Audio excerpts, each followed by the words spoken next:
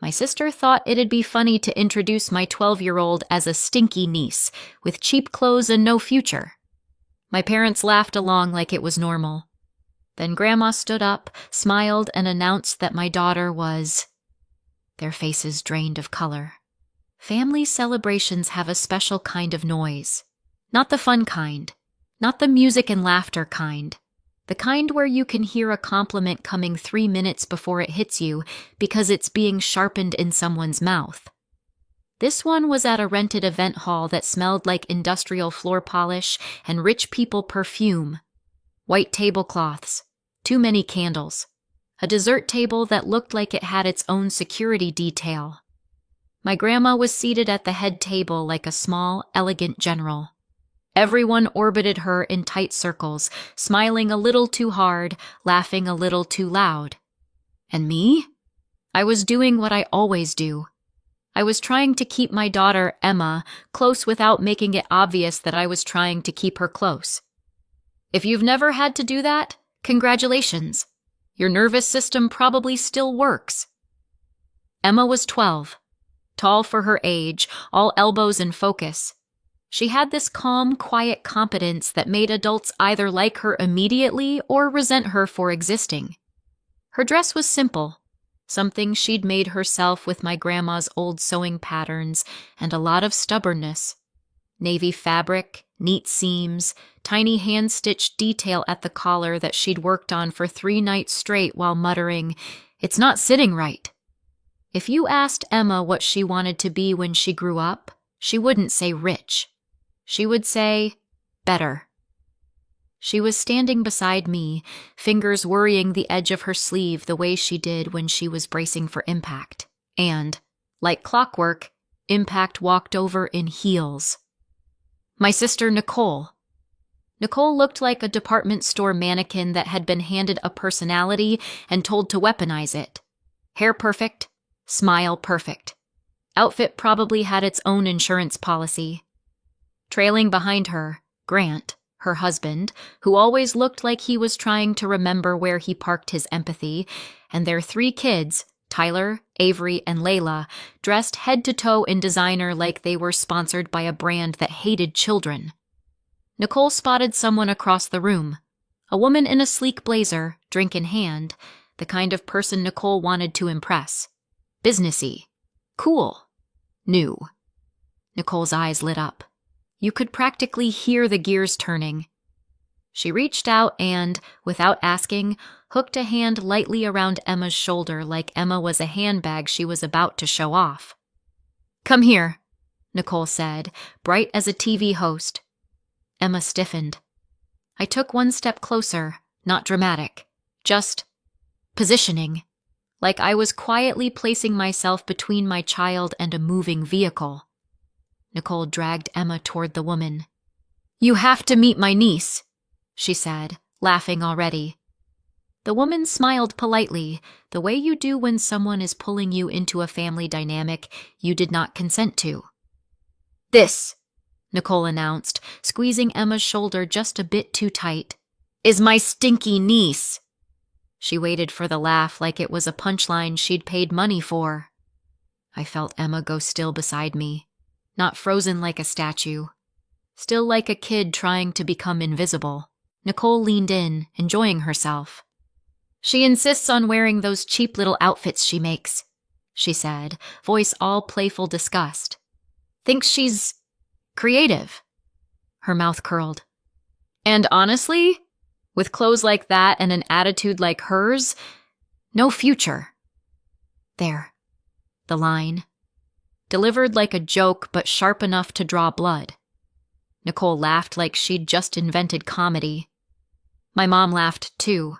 That little airy laugh that says, "We're all in on it." My dad chuckled like it was harmless, like it was normal, like it was tradition. Emma's fingers tightened on her sleeve. Her gaze dropped. Her shoulders did that tiny inward fold that kids do when they're trying not to cry in public. And of course, there's a moment in situations like that where you can either explode or protect. Exploding feels good for about 8 seconds. Protecting lasts longer. so I didn't say what my body wanted to say. I stepped closer, put my hand lightly at Emma's back, grounded her. Warm. Present. The woman in the blazer didn't laugh. Not really. She gave a tight smile, eyes darting like she was looking for an exit sign. A cousin across the room stopped chewing mid-bite. Someone else took a sip that lasted too long. The laughter didn't spread the way Nicole expected. It landed on the table like a dead fish. Nicole's kids smirked anyway. Tyler whispered something to Avery. Layla did that little nose scrunch that kids do when they've learned contempt from watching adults. My sister's husband Grant laughed half a second late, like he wasn't sure which script he was supposed to follow. Emma didn't speak. She didn't correct Nicole. She didn't defend herself. She just stood there, 12 years old, in a dress she'd sewn herself, listening to adults talk about her like she wasn't standing right there. And then my grandma stood up, not slowly, not shakily, not like she needed anyone's help. She stood like a person who had decided she was done letting the room belong to someone else. The chatter softened. Even the clinking of forks seemed to hesitate. My grandma smiled, small, calm, almost amused, and looked at Emma first. Not at Nicole, not at my parents. Emma. Then she lifted her gaze to the room and began to speak, confident and clear, like she'd been waiting for the perfect moment. And I realized everyone was listening now, even Nicole, even my parents. And when my grandma finally stopped talking, Mom, Dad, and Nicole looked completely pale. If you want to understand why my parents laughed, you have to understand that Nicole and I were raised in a family where cruelty was treated like personality. Nicole wasn't always cruel, not at first. She was just chosen.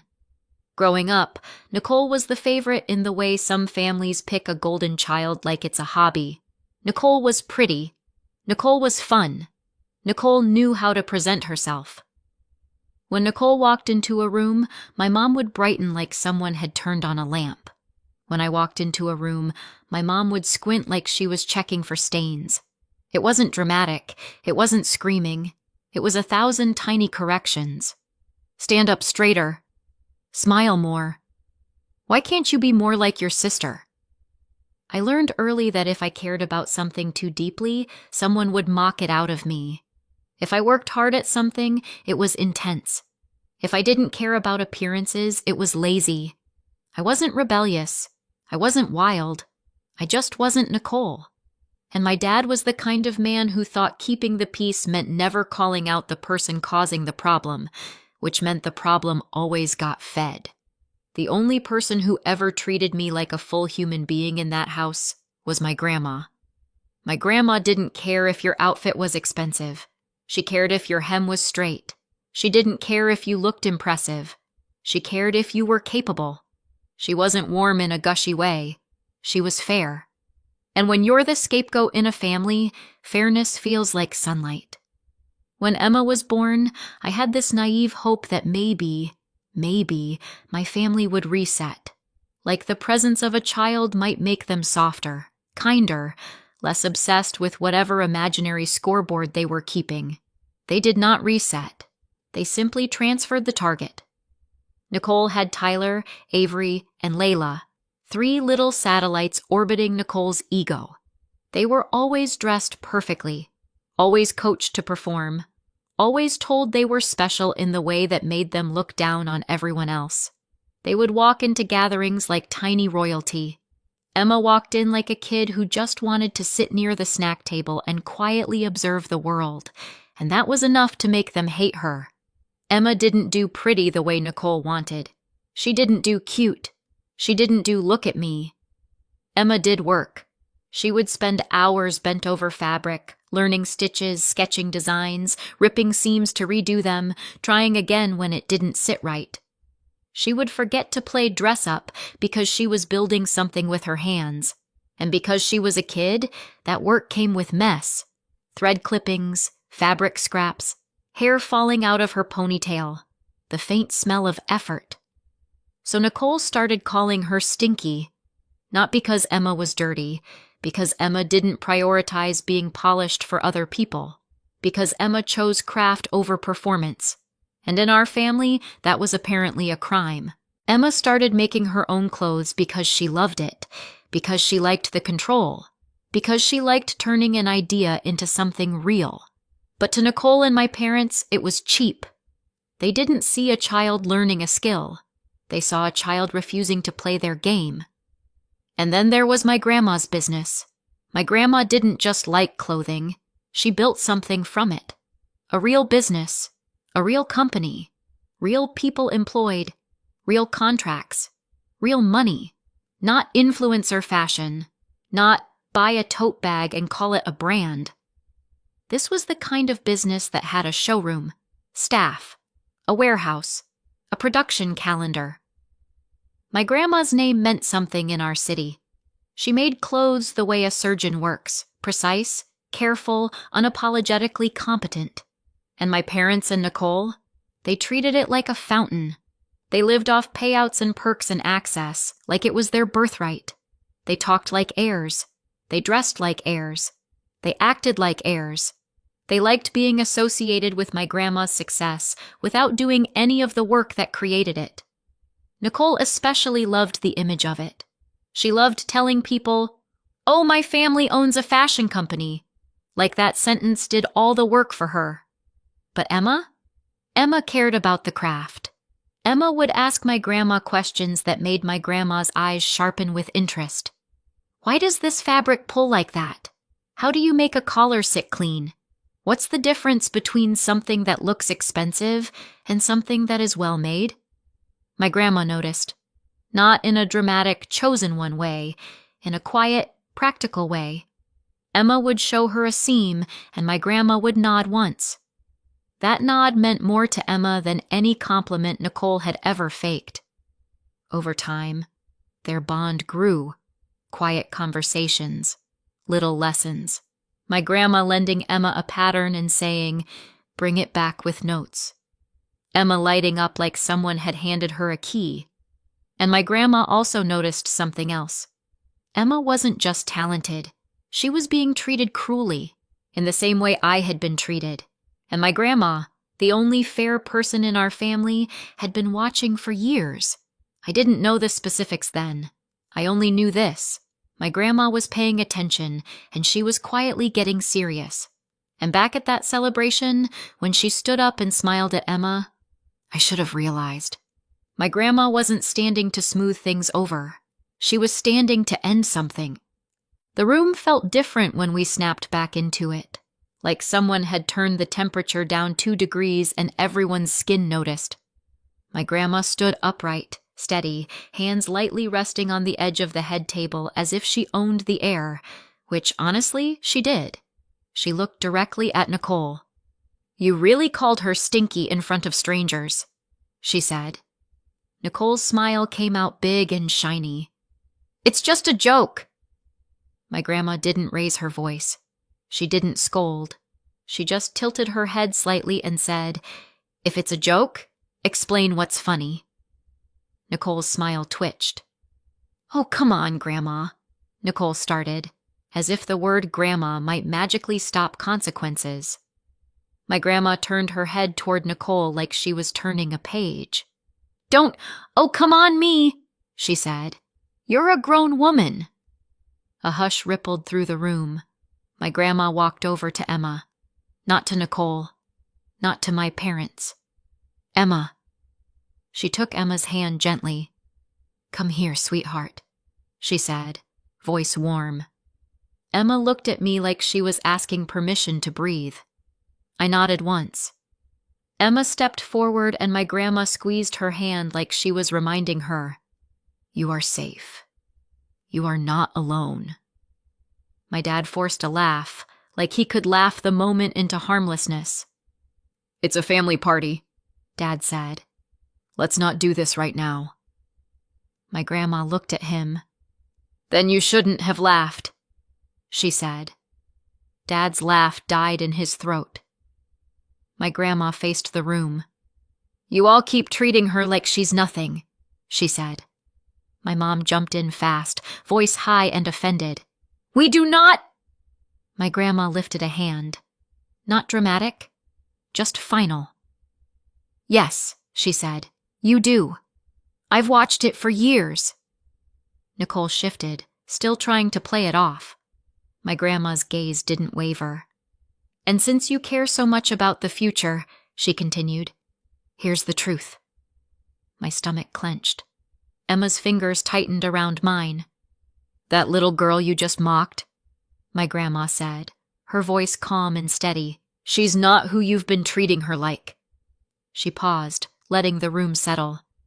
She's my great-granddaughter, she continued, and she's the one I've chosen to carry on what I built. There was a shift then, not shock yet, but confusion. My grandma didn't rush it. I didn't choose her for sentiment, she said.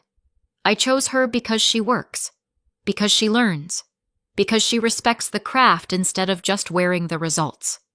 She looked directly at Nicole, then at my parents. That company you all assume belongs to you?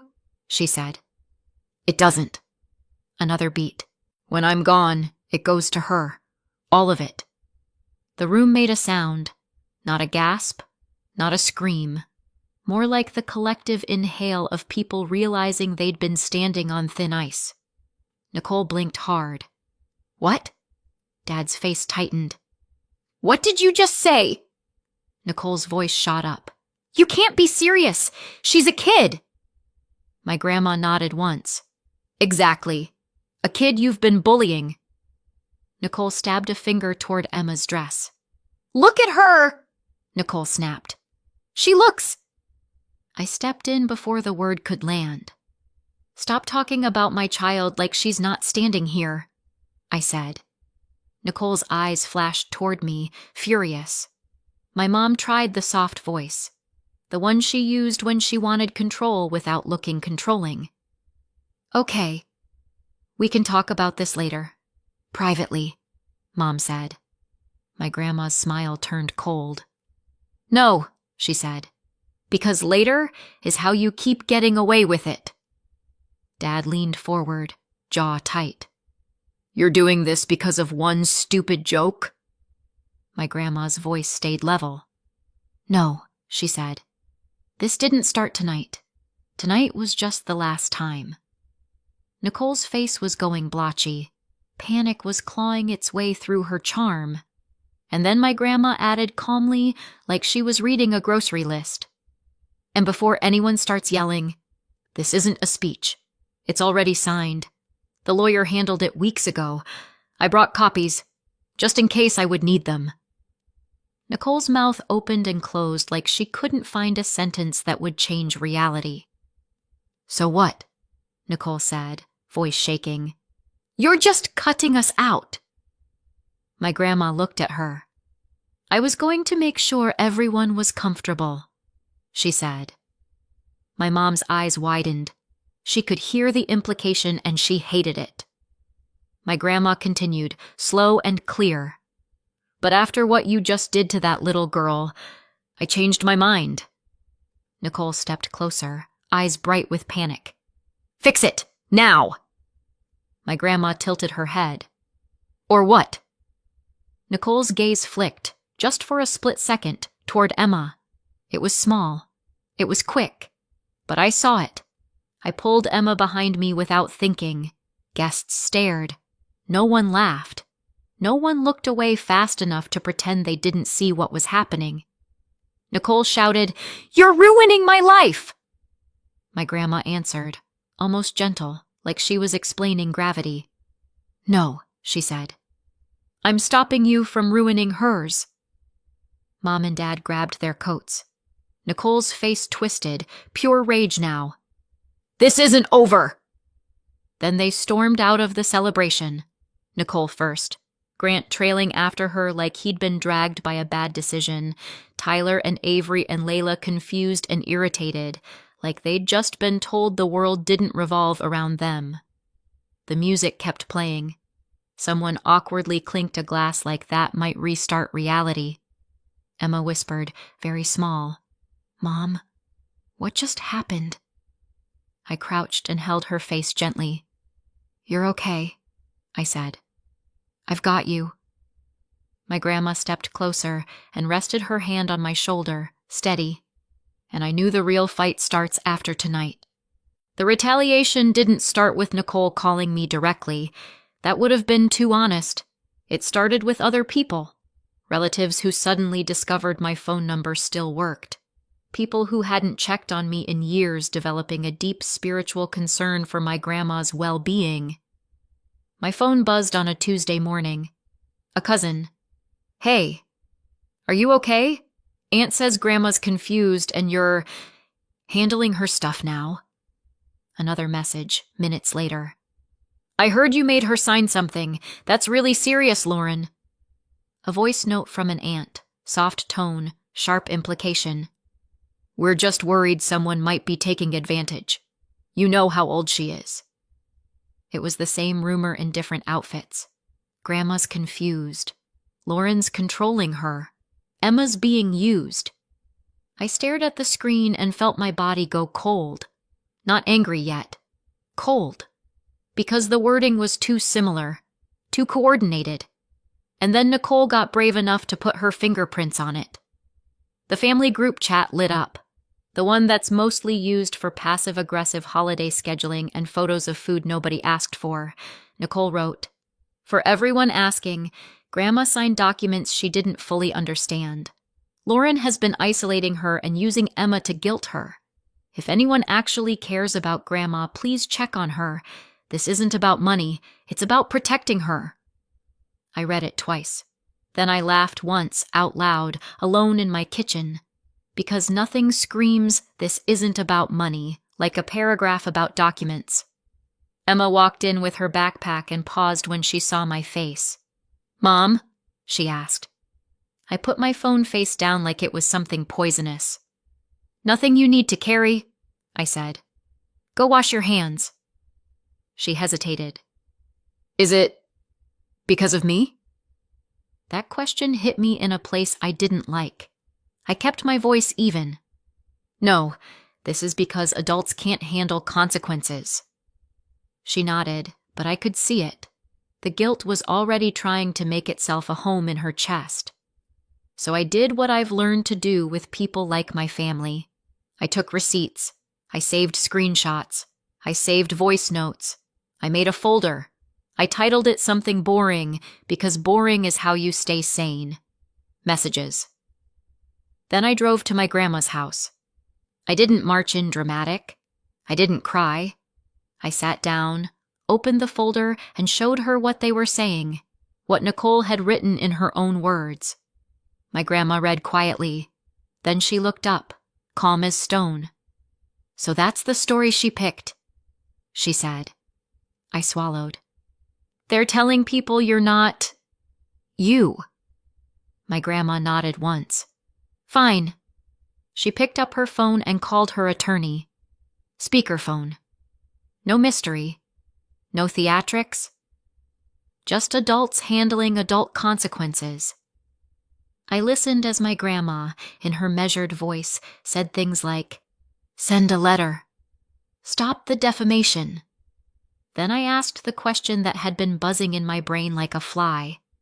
Can they undo it? I asked. My grandma didn't blink. No, she said. It's already done properly.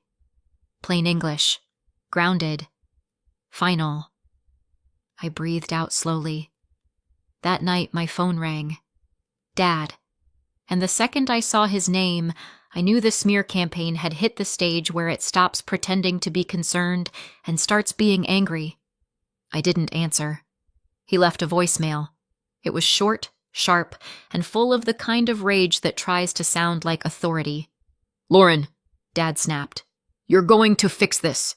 You're going to stop embarrassing this family. Call me back. I saved it. And 2 days later, my doorbell camera pinged.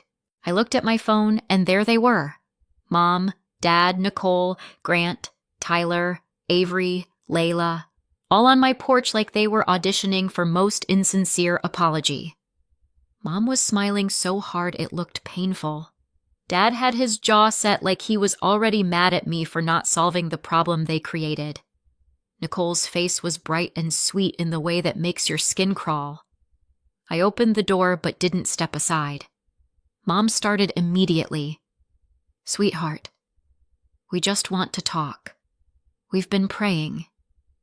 Nicole leaned forward, soft voice. "We love her. We love you. We're family." Dad jumped in. "Enough drama. Tell Grandma to stop this." There it was. Not an apology. A demand. I blinked. "That's why you're here." Mom clutched her chest. "We didn't mean it. It was a joke." I kept my voice level. "A joke is funny. That was humiliation." Nicole laughed like she still believed she could charm reality into changing shape. "Oh, please, Lauren, you're acting like we hit her." I held the doorframe. "You laughed while she stood there." Mom lowered her voice like she was sharing a secret. "Just tell Grandma you were emotional. Tell her you misunderstood. She'll calm down." I stared at her. "You want me to lie so you can keep your access." Nicole's smile slipped. "Don't be disgusting." I kept my voice steady. "You're not welcome here." Dad's face hardened. "You're really choosing this?" I nodded. "I'm choosing my child." Nicole took a step closer, irritation leaking through the sugar. "It was one joke," she snapped. "And honestly—" She rolled her eyes and muttered, just loud enough to be heard. "She does stink sometimes." Behind me, Emma made a tiny sound like her breath caught. Mom hissed, "Stop." Too late.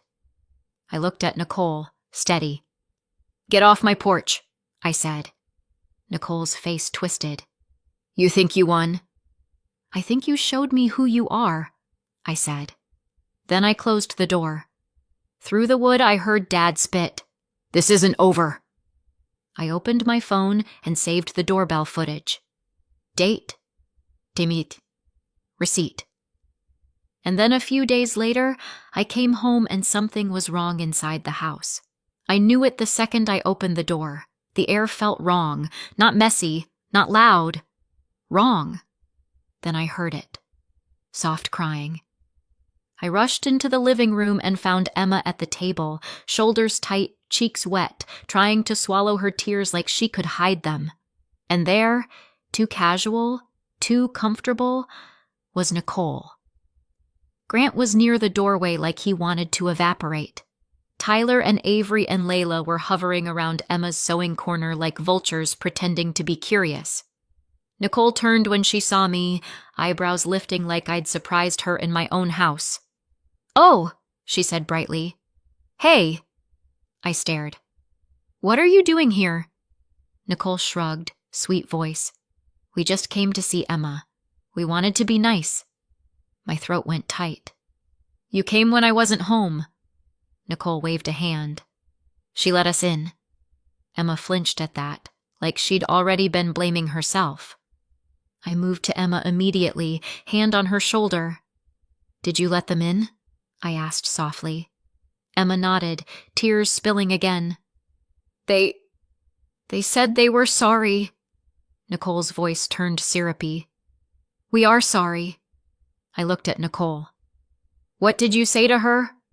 Nicole laughed lightly. "Nothing. We just talked." Emma's voice cracked. "They said Grandma made a mistake." My stomach dropped. Emma kept going, words tumbling out like she couldn't keep them inside anymore. "They said Grandma didn't understand what she signed." Nicole jumped in fast, smiling. "We were being gentle. We didn't want to upset her." Emma wiped her face with her sleeve. "They said, if I just told Grandma they were nice to me." I froze. "Nice how?" Emma swallowed. "Like, that it was just a joke. That they didn't mean it the way it sounded. That they're always good to me, really." She looked at the floor. "They said if I told her that, she might change her mind." Nicole tilted her head like she was explaining something to a toddler. "Emma, sweetheart, we're trying to help you," she cooed. This is a lot for a kid.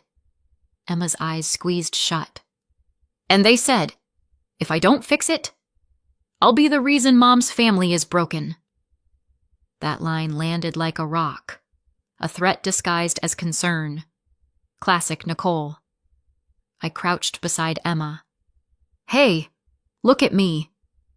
Emma's eyes met mine, terrified. That is not your job, I said, slow and clear. That is not your burden. Behind us, there was a small clatter. I turned. Layla was too close to the sewing machine. Tyler was smirking. Avery had a piece of fabric in her hands like it was trash. Don't touch that, I said, voice flat.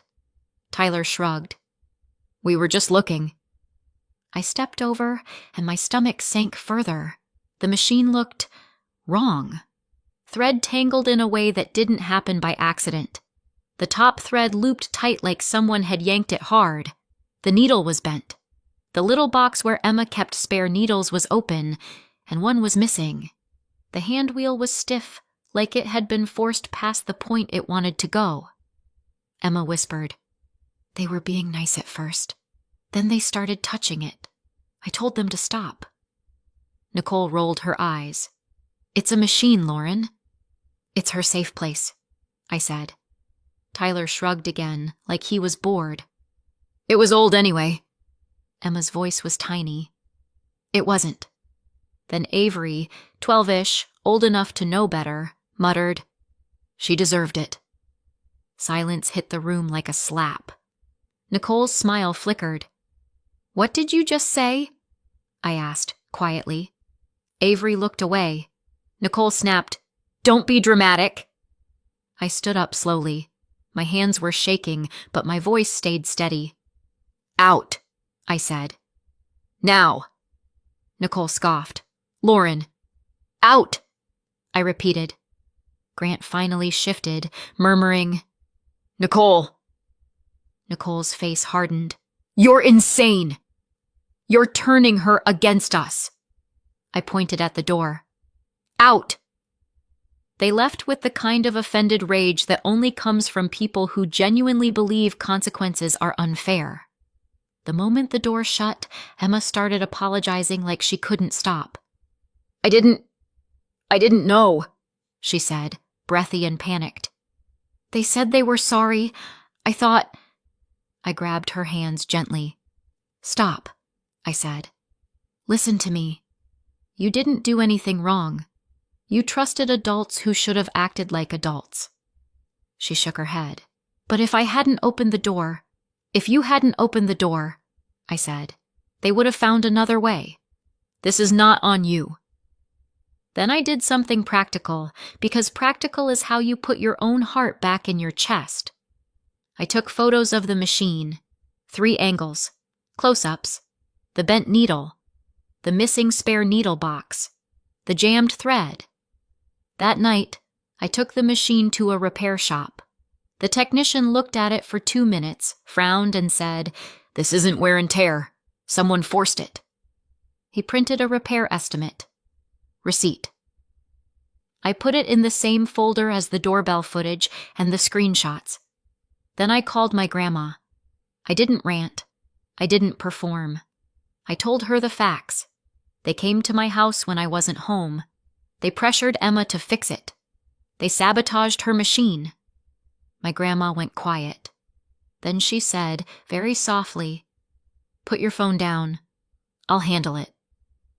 The next day, my phone buzzed with an email from my grandma's attorney. Attached was a copy of the notice that had been sent out that morning. No contact. All communication through counsel. Stop contacting the child. Stop showing up at the home. And for the first time in my life, family drama wasn't a screaming match. It was boundaries with teeth. Nicole wasn't the kind of person who could resist testing a locked door. 2 days later, my grandma called me. Her voice was calm, but there was a little edge to it, the kind she got when someone tried her patience. They came to the business, she said. My stomach tightened. Nicole? Yes, my grandma said. And your father. And Grant. Of course. A full delegation. My grandma didn't sound shocked.